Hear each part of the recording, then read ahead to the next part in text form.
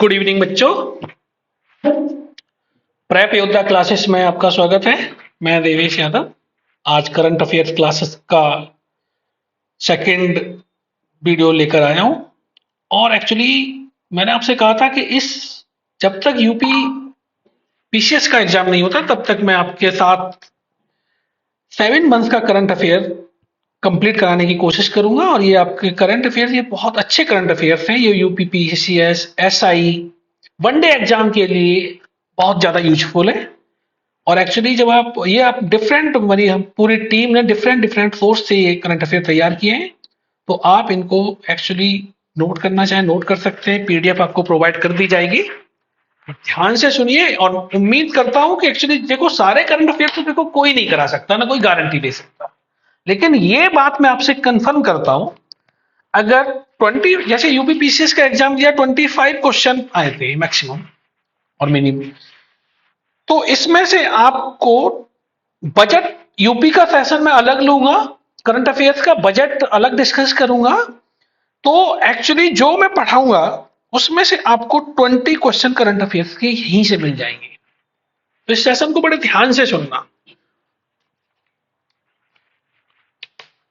ठीक है। Question number हम 20 तक कंप्लीट कर चुके थे और 21 स्टार्ट करते हैं। मैक्सिमम एक्चुअली जुलाई तक का जो सेशन चल रहा है, जुलाई का हम कल खत्म कर देंगे। उसके बाद जून का डिस्कस करेंगे। उसके बाद मई अप्रैल इस तरह से पूरा जनवरी तक जाएंगे। और उसके बाद 1-2 मैराथन क्लासेस में आपका रिवीजन भी कराएंगे। तो क्वेश्चन नंबर 20 तक। और आज उम्मीद है कि मैं आपको एक्चुअली आज 50 तक मैक्सिमम क्वेश्चन कराऊं। तो आप एक्चुअली पेन अपना साथ रख के बैठिए, रजिस्टर और नोट करिए। 21 question number 21 IUCN red list में शेर, पूंछ, मैकांग की संरक्षण स्थिति क्या है और किस भारतीय क्षेत्र के लिए स्थानिक है? ये वेरी इंपॉर्टेंट है। पहला तो ये पता हो कि आयुषी रेड लिस्ट कौन जारी करता है? IUCN। कितनी लिस्ट होती है? 3 लिस्ट होती है, ठीक। लुप्त, अतिलुप्त और विलुप्त, ठीक है।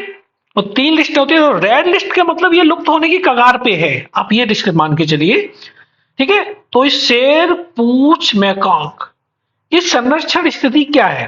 पहला तो ये याद रखिए, रेड लिस्ट जारी IUCN और संरक्षण स्थिति क्या है। उसके बाद किस भारतीय क्षेत्र के लिए स्थानिक है? ऑप्शन ए कम संकटग्रस्त, जिसको ये पूर्वी घाट पर पाया जाता है क्या? ऑप्शन बी लुप्त प्राय है, ये पश्चिमी घाट पे पाया जाता है क्या? ऑप्शन सी गंभीर रूप से लुप्त प्राय है, हिमालय में पाया जाता है। ऑप्शन डी निकट संकटग्रस्त है और सुंदरबन में पाया जाता है। एक्चुअली इसका आंसर जाएगा, आप एक सेकंड के लिए, लुप्त प्राय है और पश्चिमी घाट में पाए जाते हैं। ऑप्शन बी आपका राइट आंसर। ध्यान रखना, IUCN रेड लिस्ट में पाया जाता है, ठीक है। और next question number 21 complete.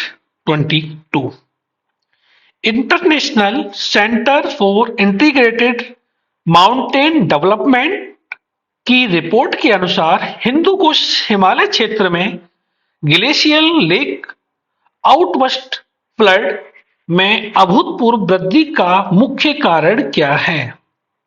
Option A सामान्य मौसमी वर्षा में वृद्धि। ऑप्शन बी जलवायु परिवर्तन और बढ़ता तापमान। ऑप्शन सी मानवीय गतिविधियों के कारण वन की कटाई। ऑप्शन डी नदी के किनारे पर अतिक्रमण। तो actually international centre for integrated mountain development की रिपोर्ट जो आई थी उसके अकॉर्डिंग हिंदू कुश हिमालय क्षेत्र में, हिमालय के क्षेत्र को और ऊपर वाला जो पार्ट है ना, जो जो जम्मू कश्मीर वाला पार्ट है, हिंदू कुश की पहाड़ियां जहां पाई जाती हैं, हिंदू कुश हिमालय क्षेत्र में ग्लेशियल लेक आउटबर्स्ट फ्लड में अभूतपूर्व वृद्धि का मुख्य कारण क्या? एक्चुअली देखिए, ये जो वाला पार्ट है इंडिया में, हिंदू कुश वाला पार्ट इसको बोलेंगे, डिस्कस करेंगे मैक्सिमम। इसमें के अनुसार हिंदू कुश हिमालय क्षेत्र में ग्लेशियल लेक आउट, तो इसका ऑप्शन जो है आंसर, राइट आंसर जाएगा बी, जलवायु परिवर्तन और बढ़ते तापमान। याद रखना, करंट अफेयर जुलाई का, वेरी इंपॉर्टेंट, ऑप्शन बी। ठीक है, नेक्स्ट क्वेश्चन 23, सिम्बेक्स नामक समुद्री युद्ध अभ्यास किन दो देशों की सेनाओं के बीच में आयोजित किया जाता है? देखो बच्चों, यहां से याद रखो, एस से सिंगापुर, आई से इंडिया, भारत और सिंगापुर के बीच में आयोजित किया जाता है, पहली बात। लेकिन अगर आपसे थोड़ा डिटेल में पूछता है ये क्वेश्चन, तो ये सिम्बेक्स है, ये कब से स्टार्ट हुआ? तो पहली क्वेश्चन तो आपसे ये भी पूछ सकता है, जैसे यूपीपीसीएस का एग्जाम है तो 1 लाइन के 2 ऑप्शन डालेगा, तो ये आपका 1992 में स्टार्ट किया गया था सिम्बेक्स। इस बार कहां आयोजित हुआ? सिंगापुर में। किस बार कहां आयोजित हुआ? सिंगापुर में, भारत में नहीं हुआ है। और किसके बीच में होता है? 9 सेनाओं के बीच में आयोजित किया जाता है, याद रखना। कितने ईयर कंप्लीट कर चुका है ये? 32वीं वहां संस्कृत था, ये याद रखेंगे, 32वां था सिम्बेक्स, भारत और सिंगापुर के बीच में आयोजित हुआ। कहां हुआ? सिंगापुर में। अब आगे क्वेश्चन नंबर, यहां तक कोई प्रॉब्लम नहीं होगी। 24, भारत ने लद्दाख में उच्च ऊंचाई पर किस मिसाइल प्रणाली के उन्नत संस्करण का सफलतापूर्वक परीक्षण किया है? ऑप्शन ए हथियार, पृथ्वी हथियार प्रणाली, ऑप्शन बी अग्नि हथियार प्रणाली, ऑप्शन सी आकाश हथियार प्रणाली, ऑप्शन डी नाग हथियार प्रणाली। तो ऑप्शन सी, लद्दाख में ऊंचाई पर। अब देखो भाई, याद करने का तरीका तो यही है कि ऊंचाई दिखाई दी तो आकाश की ऊंचाई है, तो अच्छे आराम से आप याद कर सकते हो, ऊंचाई का मतलब आकाश पर किस मिसाइल के, कौन से आकाश हथियार प्रणाली के उन्नत संस्करण का सफलतापूर्वक परीक्षण किया गया। 25, भारतीय राष्ट्रीय महासागर सूचना सेवा केंद्र को किस पुरस्कार से सम्मानित किया गया है? वेरी इंपॉर्टेंट क्वेश्चन, नोट कर लीजिए, मार्क कर लीजिए, डबल स्टार लगा लीजिए, इसमें पूछा जाएगा। भारतीय राष्ट्रीय महासागर सूचना केंद्र की सर्वोच्च पुरस्कार कौन सा मिला? ऑप्शन ए राष्ट्रीय समुद्री उत्कृष्टता पुरस्कार 2025, रॉन्ग आंसर। ऑप्शन बी राष्ट्रीय भूस्थानिक व्यवसायी पुरस्कार 2025 इज करेक्ट आंसर। महासागर विज्ञान में ऑप्शन सी रॉन्ग है और ऑप्शन डी भी रॉन्ग है। तो पूछा जाए, महाराष्ट्रीय महासागर सूचना सेवा केंद्र कौन सा पुरस्कार? राष्ट्रीय भूस्थानिक व्यवसायी पुरस्कार, राष्ट्रीय भूस्थानिक व्यवसायी पुरस्कार। Very important question, double star का क्वेश्चन है। Next question number 26, polygraph magic skill award जीतने वाली पहली महिला भारतीय खिलाड़ी कौन है? पुरुष और महिला दोनों में ये पहली है, पॉलीग्राफ मैजिकल स्किल अवार्ड। तो जब फर्स्ट होता है ना बच्चों, वो बहुत ज्यादा ट्रिपल स्टार का क्वेश्चन, बिना सोचे 4 स्टार भी दे दो तो भी कोई बड़ी बात नहीं है, 100% पूछा जाएगा ये आंसर। एक्चुअली एक बार ऑप्शन देखते हैं। रानी राम, अच्छा ये बताओ, आपसे ये पूछा जाए कि रानी रामपाल किस खेल से जुड़ी हुई है? पहली बात तो आपके कमेंट करके बताएंगे, और सविता पूनिया, इन दोनों के रिगार्डिंग बताओगे, ठीक है। और किसी ने हाल में संन्यास ले लिया, और तो आप ये दोनों चीज डिस्कस करेंगे। ए रानी रामपाल, बी सविता पूनिया, सी दीपिका सहरावत, डी हरमनप्रीत कौर। हरमनप्रीत कौर कौन है, दीपिका सहरावत कौन है, ये डिस्कस करके चलो। हरमनप्रीत कौर मैं बताता हूं, और इन दो, दीपिका सहरावत राइट आंसर। आपको ये बताना है ये किस खेल से जुड़ी हुई है दीपिका, और बहुत इंपॉर्टेंट क्वेश्चन है क्योंकि पहली बार जो होता है। Harmanpreet Kaur cricket, Indian women cricket team की कैप्टन है, ध्यान रखना, रानी रामपाल हॉकी की captain, Savita Punia hockey player, ध्यान रखना। Next question number 27। IIM Kozhikode में स्थापित ज्ञानोदय केंद्र का उद्देश्य क्या है? ऑप्शन ए, केवल प्रारंभिक भारतीय ज्ञान प्रणाली पर ध्यान केंद्रित करना। ऑप्शन बी, भारतीय प्रबंधन शिक्षा में क्रांति लाना।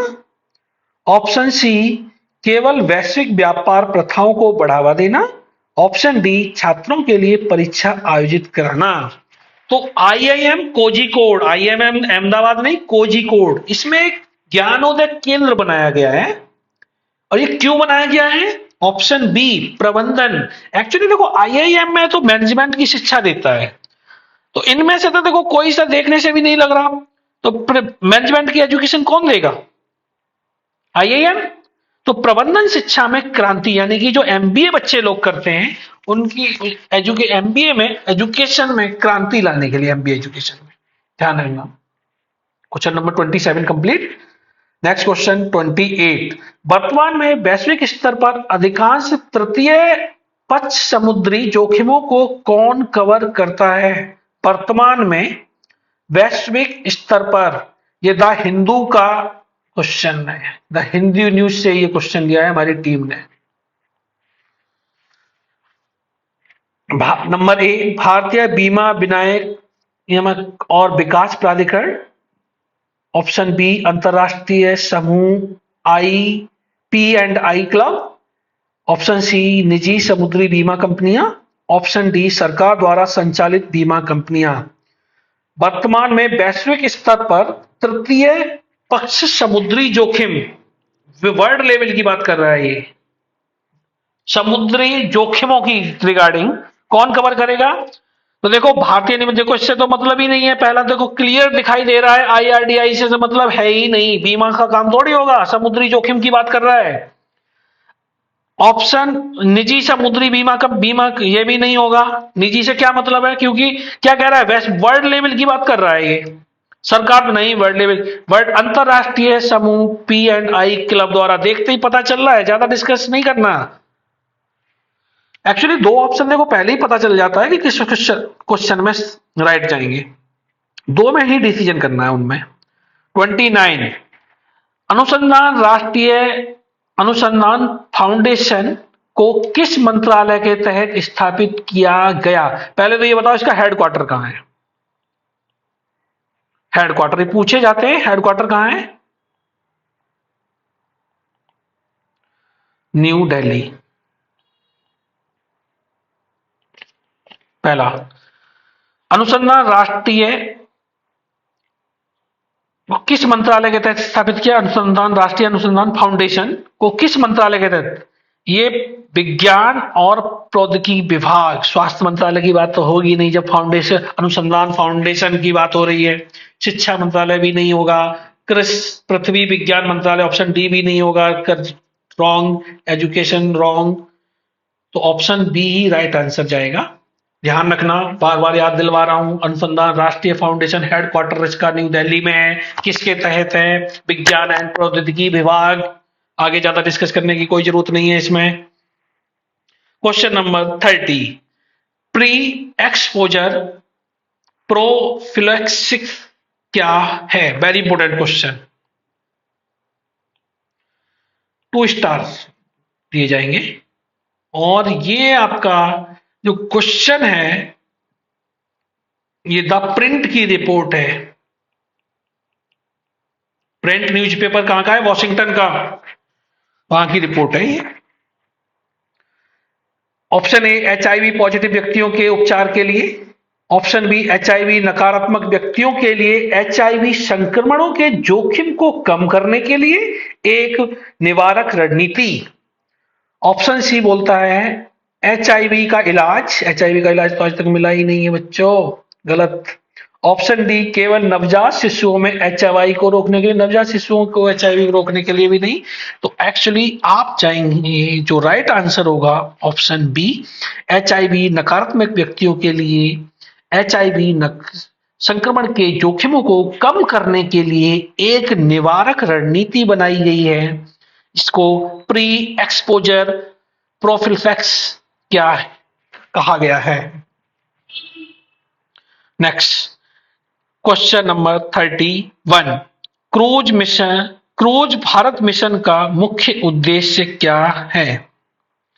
ऑप्शन ए माल की तटीय शिपिंग को बढ़ावा देना, ऑप्शन बी भारत की पहली लग्जरी क्रूज लाइनर लॉन्च करना, ऑप्शन सी 2029 तक समुद्री क्रूज यातायात को 10 गुना बढ़ाना, अंतर्देशीय जल परिवहन मार्गों का निर्माण करना।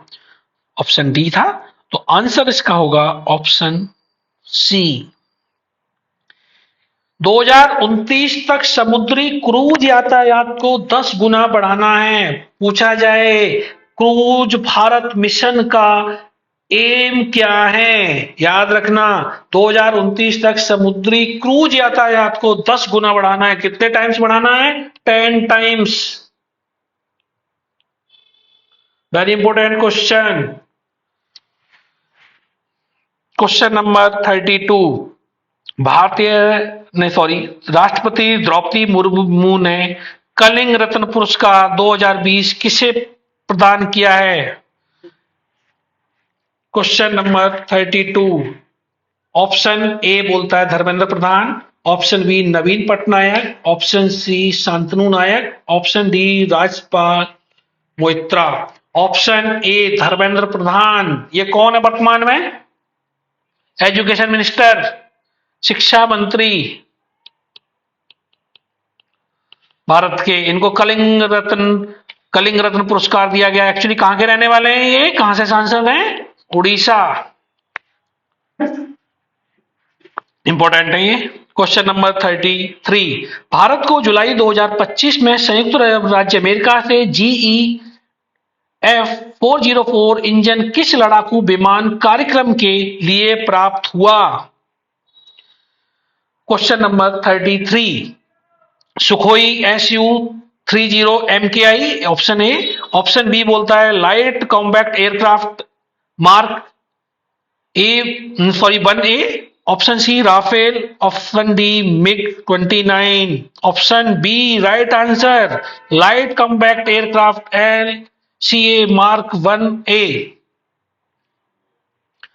भारत को जुलाई 2025 में संयुक्त राज्य अमेरिका से F404 ये इंपॉर्टेंट याद रखना, कभी कभार ये पूछ लेगा लाइट कॉम्बैक्ट के लिए हमें किस देश से मिला, अमेरिका से। किस इंजन के लिए? GE-404 के लिए। याद रखना, रट लेना इसको, light combat aircraft mark 1A। Question number 34, Bharat का पहला एक्वाटेक पार्क किस राज्य में? पहला है तो इंपॉर्टेंट क्वेश्चन। फर्स्ट भारत में कुछ भी होता है ना, बहुत इंपॉर्टेंट न्यूज हो जाती है, बिना सोचे समझे। इंपॉर्टेंट ट्रिपल स्टार क्वेश्चन है बच्चों। A option Paschim Bangal, B Orissa, C Assam, D Andhra Pradesh. बताइए 34 का आसाम। ध्यान रखना, पहला एक्वाटेक पार्क, भारत का फर्स्ट एक्वाटेक पार्क। और आपको ऑप्शन में बताना है भारत का पहला फूड पार्क कहां बनाया गया।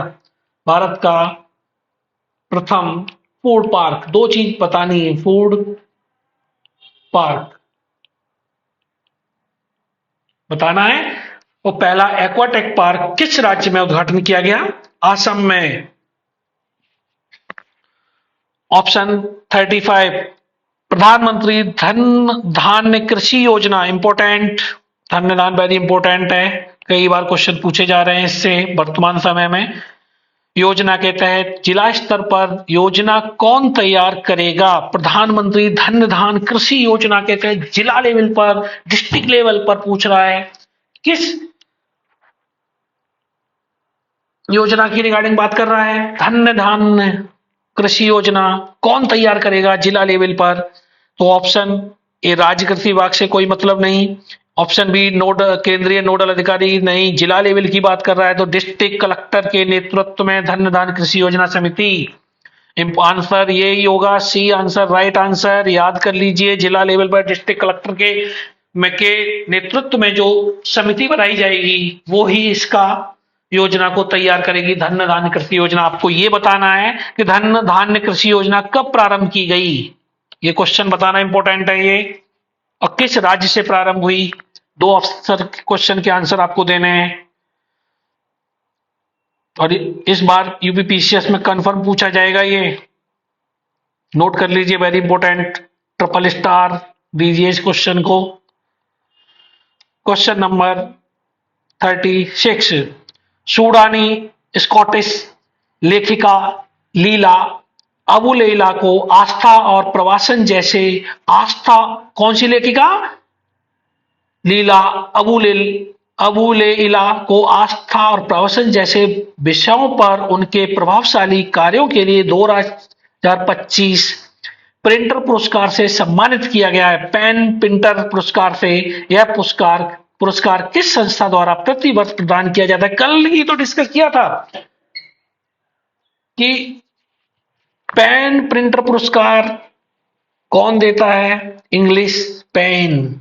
ये कल ही तो डिस्कस किया था। नोबल फाउंडेशन कोई मतलब नहीं, ब्रिटिश लाइब्रेरी कोई मतलब नहीं, सूडान राइटर्स एसोसिएशन कोई नहीं। प्रिंटर, जब प्रिंटर पुरस्कार की बात आए तो इंग्लिश पेन किस इस बार 2025 का किसको मिला? लेखिका लीला अबू लेला को। ये कौन है? सूडानी स्कॉटिश लेखिका है, ठीक है। किस सब्जेक्ट के लिए मिला गया? आस्था और प्रवचन जैसे विषयों पर उनके प्रभावशाली जो काम किया है उन्होंने। आस्था, कभी कभार ये भी पूछेगा आपसे, आस्था और प्रवचन के लिए किसको दिया गया पेन प्रिंटर? लीला अबू लेला जिसको पेन प्रिंटर पुरस्कार 2025 से सम्मानित किया गया, वो कहां की रहने वाली है? सूडान की। सूडान और स्कॉटिश दोनों की एक्चुअली नागरिकता है उनके पास में। 26 क्वेश्चन कंप्लीट, सॉरी 37 पर आते हैं। भारत का पहला वेदर डेरिवेटिव्स बाजार किसने लॉन्च किया है? वेरी इंपॉर्टेंट, भारत का फर्स्ट है, इंपॉर्टेंट, नोट कर लीजिए, 4 स्टार क्वेश्चन।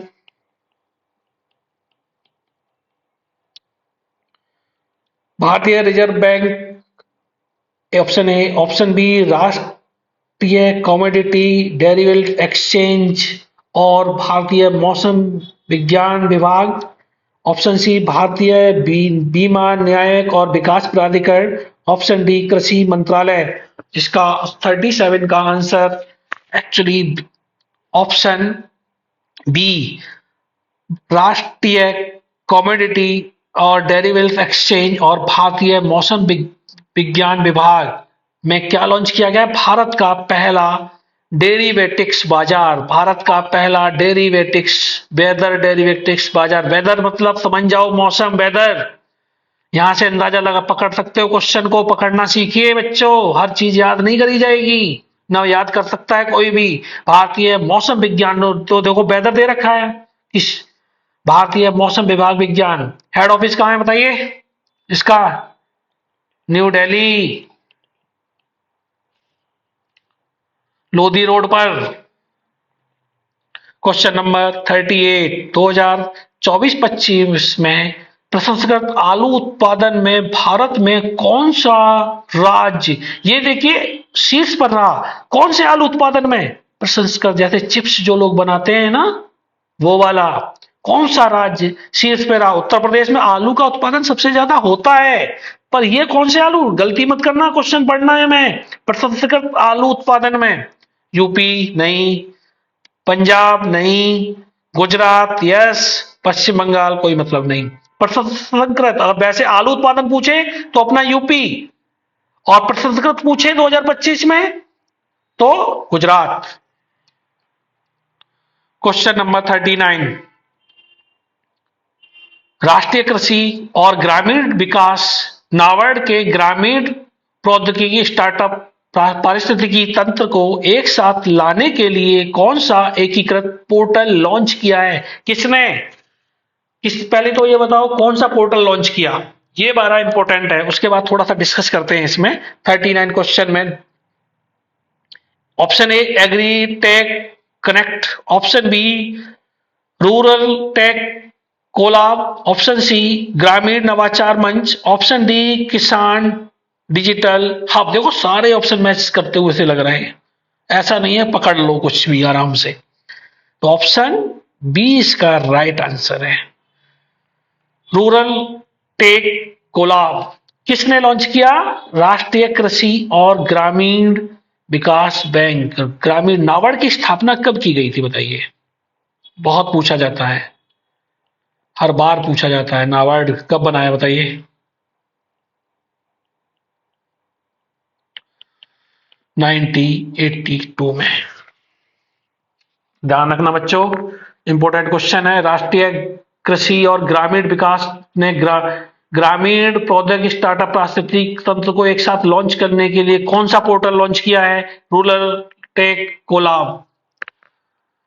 क्वेश्चन नंबर 40, जून 2025 में थोक मूल सूचकांक WPI आधारित मुद्रास्फीति 19 महीनों के बाद अपस्फीति में बदल गई। यह मुख्य रूप से किन वस्तुओं की कीमतों में गिरावट के कारण हुआ? ऑप्शन ए केवल विनिर्मित उत्पाद, ऑप्शन बी ईंधन और बिजली, ऑप्शन सी खाद्य वस्तुएं, खनिज तेल, मूल धातुएं, कच्चा पेट्रोलियम और प्राकृतिक गैस, ऑप्शन डी केवल खाद्य वस्तु और विनिर्मित वस्तुएं, ऑप्शन सी आंसर है पहले खाद्य वस्तुएं, खनिज तेल, मूल धातुएं, कच्चा पेट्रोलियम और प्राकृतिक gas. Right answer option C, इस पर राइट करेंगे। और WPI का आधार वर्ष अब क्या कर दिया है? ये राइट अब इसका ऑप्शन, ये ध्यान रखना पूछा जाएगा, इंपॉर्टेंट बता रहा हूं मैं आपको। 2021-22 आधार वर्ष, पहले क्या था? 2011-12।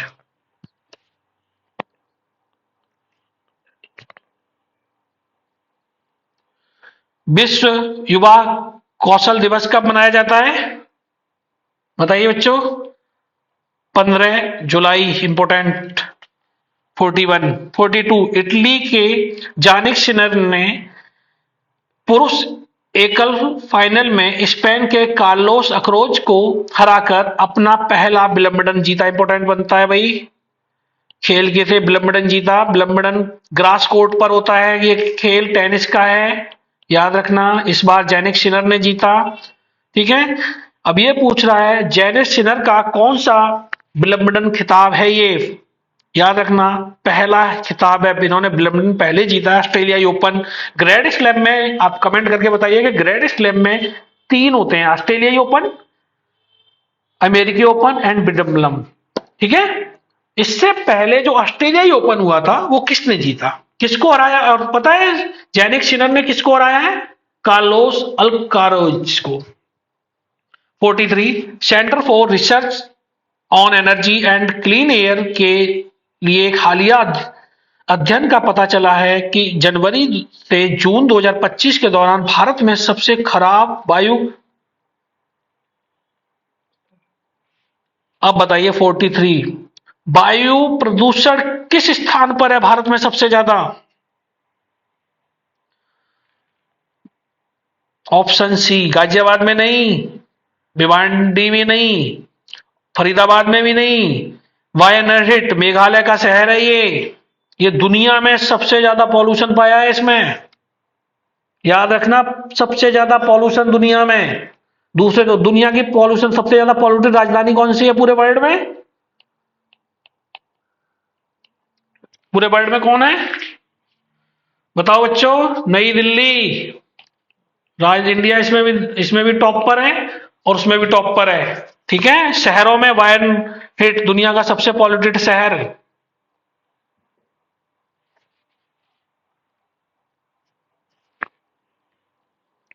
क्वेश्चन नंबर 44 भारत में क्रूज पर्यटन क्षेत्र को महत्वपूर्ण बढ़ावा देने के लिए कौन सा राज्य आधिकारिक तौर पर क्रूज भारत मिशन के में शामिल होने वाला पहला राज्य बन गया है? इस राष्ट्रीय पहल का लक्ष्य 2029 तक भारत को एक प्रमुख वैश्विक क्रूज गंतव्य में बदलना है। 44 option A Maharashtra, option B Goa, option C Gujarat, option D Kerala. Maharashtra गलत, रॉन्ग आंसर। ऑप्शन बी भी गोवा गलत, option C Gujarat, right answer Kerala, wrong. याद रखिएगा, भारत के क्रूज पर्यटन क्षेत्र को बढ़ावा देने के लिए कौन सा राज्य? गुजरात। क्वेश्चन नंबर 45, पारंपरिक ज्ञान डिजिटल लाइब्रेरी लॉन्च करने वाला दुनिया का पहला देश कौन सा बन गया है, जो प्राचीन चिकित्सक प्रणाली को संरक्षित करने, सुरक्षा प्रदान करने और बढ़ावा देने के लिए एआई संचालित उपकरणों को एकीकृत किया गया है। पारंपरिक ज्ञान डिजिटल लाइब्रेरी लॉन्च करने वाला दुनिया का पहला देश कौन सा बन गया है? A China, option B Japan, option C Bharat, option D Germany. बिल्कुल राइट आंसर भारत। ये काम भारत के अंदर हुआ है। पहले पारंपरिक ज्ञान, यहाँ पारंपरिक ज्ञान का यहाँ भंडार है भारत में, तो इसको डिजिटल लाइब्रेरी में लॉन्च कर रहा है। इसके जो वो थे, जो पांडुलिपियां थी, इन सब के लिए डिजिटल लाइब्रेरी बनाई जा रही है। कहां बनाया जा रहा है? एआई के थ्रू, भारत के अंदर। क्वेश्चन नंबर 46, अंतरराष्ट्रीय सौर गठबंधन एशियाई प्रशांत क्षेत्र के लिए अपनी 7वीं क्षेत्रीय समिति, कौन सी 7वीं क्षेत्रीय समिति की बैठक, कौन सी 7वीं, किसकी? अंतरराष्ट्रीय सौर गठबंधन की। किस क्षेत्र की? एशियाई प्रशांत क्षेत्र की बैठक कहां आयोजित करेगा? अंतरराष्ट्रीय सौर गठबंधन है, एशियाई प्रशांत क्षेत्र के लिए अपनी 7वीं बैठक, कौन सी 7वीं बैठक कहां लॉन्च करेगा? बताइए। Option A New Delhi, option B Manila, option C Colombo, option D Dhaka, option C Colombo Sri Lanka में होगी। क्वेश्चन नंबर 47, नई दिल्ली में पहला व्यापारिक सुविधा सम्मेलन 2025 का उद्घाटन किया गया। इस सम्मेलन का विषय क्या था? Important question. व्यापारिक सुविधा सम्मेलन कहां हुआ है? पहला तो नई दिल्ली के अंदर किया गया, और इसका जो आंसर है actually option B right answer, वैज्ञानिक उत्कृष्ट निर्बंध व्यापार के लिए किया गया है। क्वेश्चन नंबर 48, जनवरी से मार्च 2025 तिमाही में भारत की विदेशी देनदारियों में वृद्धि के मुख्य योगदानकर्ता क्या थे? 48, बाहरी प्रत्यक्ष निवेश और ऋण, ऑप्शन ए, ऑप्शन बी आंतरिक प्रत्यक्ष निवेश और ऋण, ऑप्शन सी मुद्रा और जमा में कमी, ऑप्शन डी विदेशी स्वामित्व वाली संपत्ति में कमी। आंसर इसका बी 48 का बी। 49, वित्त वर्ष 2024-25 में भारत की विदेशी वित्तीय संपत्ति में महत्वपूर्ण वृद्धि का मुख्य चालक क्या था? विदेशी वित्तीय संपत्ति में वृद्धि में मुख्य चालक यानी कि मुख्य रीजन क्या था जो भारत की विदेशी संपत्ति में वृद्धि हुई है? तो इसका ऑप्शन ए विदेशी प्रत्यक्ष निवेश में कमी, रॉन्ग है। ऑप्शन बी मुद्रा और जमा में कमी, ये भी रॉन्ग है। ऑप्शन सी उच्च विदेशी प्रत्यक्ष निवेश, बढ़ी हुई मुद्रा और जमा और आरक्षित संपत्ति का मजबूत निर्माण। वेरी इंपॉर्टेंट क्वेश्चन, इकोनॉमिक्स में के करंट अफेयर्स के लिए इंपॉर्टेंट है। ठीक है, ऑप्शन सी इसका राइट आंसर, डी नहीं होना चाहिए, आरक्षित संपत्तियों में कमी नहीं होना चाहिए। क्वेश्चन नंबर 50, भारतीय रिजर्व बैंक ने अपने नागरिक चार्टर को अद्यतन और समेकित किया है, जिसमें विनियमित संस्थानों और जनता के लिए सेवाओं को 204 वस्तुओं की एकल सूची में विलय कर दिया गया है। नया चार्टर कब से लागू हुआ है? प्रभावी हुआ या लागू हुआ, एक ही बात है। भारतीय रिजर्व बैंक ने, किसने? आरबीआई ने अपने नागरिक चार्टर का समेकित किया है, तो 204 सेवाओं की एक एकल सूची का विलय कर दिया है। तो ये नया चार्टर कब से प्रारंभ किया गया है? 1 जून 2025 से, ऑप्शन बी 1 जुलाई 2025, ऑप्शन सी 1 अगस्त 2025, ऑप्शन डी 1 दिसंबर 2025। ये दोनों रॉन्ग है, ए भी रॉन्ग है। 1 जुलाई इज करेक्ट आंसर। 1 जुलाई को 2025 को ये आरबीआई द्वारा लॉन्च किया गया था। ठीक है, आज क्वेश्चन हम लोगों ने 30 क्वेश्चन कंप्लीट किए। आपके क्वेश्चन जुलाई में 50 हो चुके हैं और होप करता हूं कि कल आपकी क्लास कंप्लीट कर दी जाएगी। इसको लाइक करें, शेयर करें, कमेंट करें के और उम्मीद करता हूं कि क्लास आपको पसंद आएगी। Okay, thank you.